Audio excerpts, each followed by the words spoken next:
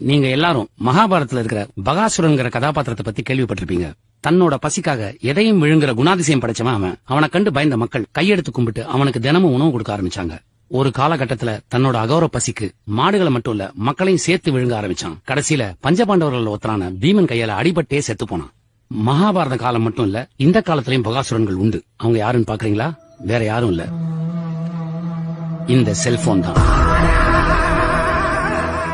ஆரம்பத்தில் நமக்கு உதவியா இருந்த இந்த செல்போன் போக போக தன்னோட அகோர பசிக்கு பல பேரை பலவிதமா விழுங்க ஆரம்பிச்சிச்சு. இந்த செல்போன்ல பேஸ்புக், ட்விட்டர், வாட்ஸ்அப் செயலிகள் மட்டும் இல்லாம பல ஆயிரக்கணக்கான அதிபயங்கர செயலிகளும் இதுல உண்டு. நீங்க தெரிஞ்சோ தெரியாமலோ அதை உபயோகிக்க ஆரம்பிச்சீங்கன்னா உங்க வாழ்க்கையில நீங்க பலவிதமான பயங்கரமான விளைவுகளை சந்திக்க நேரிடும். நம்ம பிள்ளைங்க வீட்டுக்குள்ள இருந்தா பத்திரமா இருப்பாங்கன்னு நாம நிம்மதியா வாழ்ந்த காலம் மலையேறி போச்சு. இப்ப நம்ம பிள்ளைங்க கையில இருக்க செல்போன்ல என்ன மாதிரியான ஆப்ஸ் இருக்குன்னு நாம பயந்துகிட்டே வாழ வேண்டிய காலகட்டத்தில் நம்ம இருக்கோம். அந்த மகாபாரத கால பகாசுரனை அழிக்க பீமன் வந்தாரு. ஆனா இந்த பகாசுரனை அழிக்க யார் வரப்போறாங்கன்னு எனக்கு தெரியல. இதுக்கெல்லாம் ஒரே வழி நம்ம பிள்ளைங்களை நாம தீவிரமா கண்காணிக்கிறது தான். இதை நான் உங்களை பயமுறுத்துறதுக்காக சொல்லல, உங்களுக்கு விழிப்புணர்வு ஏற்படணும்னு சொல்றேன்.